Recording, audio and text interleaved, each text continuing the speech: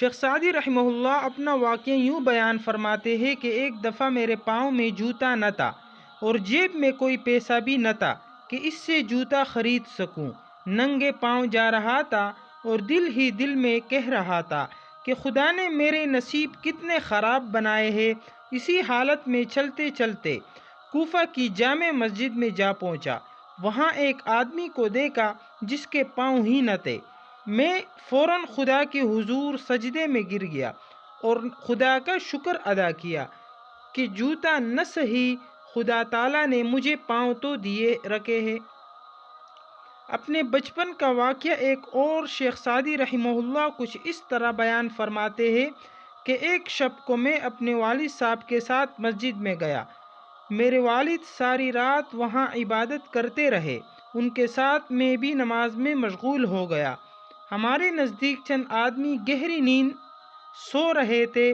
میں نے والد صاحب سے کہا کہ یہ لوگ ایسے سو رہے ہیں جیسے مر گئے ہو۔ کسی نے نماز پڑھی اور نہ دعا کی۔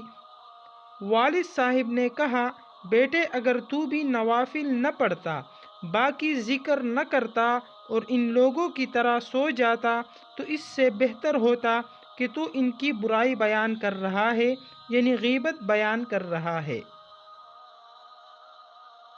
کتاب بستان میں شیخ سعدی رحمہ اللہ نے ایک حکایت لکھی ہے کہ ایک مرتبہ کسی شہزادے کا قیمتی لعل گم ہو گیا۔ شب کے وقت کسی جگہ گر گیا۔ اس نے حکم دیا کہ اس مقام کی تمام کنکریاں اٹھا کر جمع کرے۔ اس کا سبب پوچھا تو شہزادے نے کہا کہ اگر چھانٹ کر کنکریاں جمع کی جائے تو ممکن ہے کہ لعل ان میں آ جائے، اور جب ساری کنکریاں اٹھائی جائیں گی تو ان میں لعل ضرور آئے گا۔ لوگوں نے شہزادے کے حکم پر عمل کیا تو لعل مل گیا۔ کسی نے اس حکایت کا ترجمہ خوب کیا ہے: اے خواجہ، تو شب قدر کی کیا نشانی پوچھتا ہے؟ اگر تو قدرداں ہے تو ہر رات شب قدر ہے۔ در حقیقت شیخ سعدی رحمہ اللہ کے یہ چھوٹے چھوٹے واقعات اپنے اندر اخلاقی تربیت کا بہت بڑا خزانہ رکھتے ہیں۔ ہمیں یہ سبق ملتا ہے کہ ہم سب کو غیبت جیسے گناہ کبیرہ اور خدا تعالیٰ کی بے شمار نعمتوں کی ناشکری سے بچنا چاہیے اور اپنے بڑے بزرگوں کی باتوں پر عمل کرنا چاہیے۔ یہ مشہور بات ہے کہ بزرگوں کی مان کر چلنے میں کامیابی ہے۔ دنیا میں ہزاروں مثالیں موجود ہیں کہ جنہوں نے اپنے بزرگوں کی باتوں پر عمل کیا، دونوں جہاں کی انہیں سرخروئی نصیب ہوئی۔ پھر آخری حکایت سے یہ سبق ملتا ہے کہ خدا کے بندے وقت کو قیمتی بناتے ہیں، وہ وقت کو ضائع نہیں کرتے۔ حضرت عمر فاروق رضی اللہ تعالی عنہ نے رب تعالیٰ سے دعا مانگی تھی کہ خدایا ہمارے اوقات کو بابرکت بنا۔ مولانا جلال الدین رومی رحمہ اللہ کی حکایت ہے کہ ایک دفعہ کا ذکر ہے کہ پہاڑوں کے درمیان ایک بوڑھا آدمی رہتا تھا۔ اس نے اپنی ساری زندگی مطالعہ اور غور و فکر میں گزاری تھی۔ وہ اپنی فہم و بصیرت کی وجہ سے دور دور تک مشہور تھا۔ دور دور کے شہروں سے اس کے پاس کاروبار لوگ، معاش، سیاستدان اور طالب علم آتے۔ وہ بوڑھے آدمی سے اپنی مشکلات بیان کرتے تو وہ انہیں ان کی خوبصورت اور آسان حل بتا دیتا۔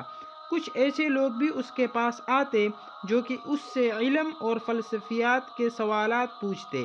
بوڑھا آدمی ان کو درست اور صحیح جواب دے کر انہیں مطمئن کر دیتا۔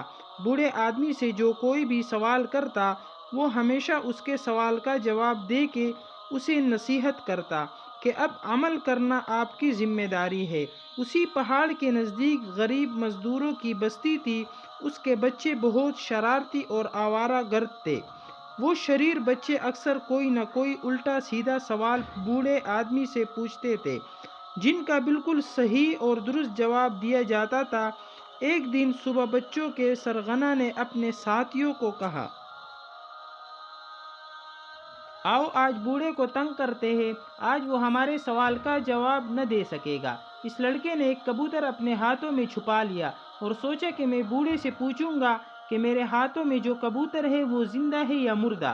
اگر بوڑھا کہے گا کبوتر زندہ ہے تو میں ہاتھوں سے مسل کر کبوتر کو جان سے مار دوں گا، اور اگر اس نے کہا کبوتر مردہ ہے تو میں زندہ کبوتر اس کو دکھا دوں گا۔ جب یہ لڑکا کبوتر اپنے ہاتھوں میں چھپائے بوڑھے کے پاس پہنچا اور سوال کیا کہ میرے ہاتھوں میں جو کبوتر ہے وہ زندہ ہے یا مردہ، تو دانا بوڑھے نے کہا کہ کبوتر تمہارے ہاتھوں میں ہے، جیسا چاہو سلوک کرو۔ بالکل اسی طرح ہماری زندگی کا مستقبل ہمارے ہاتھوں میں ہے۔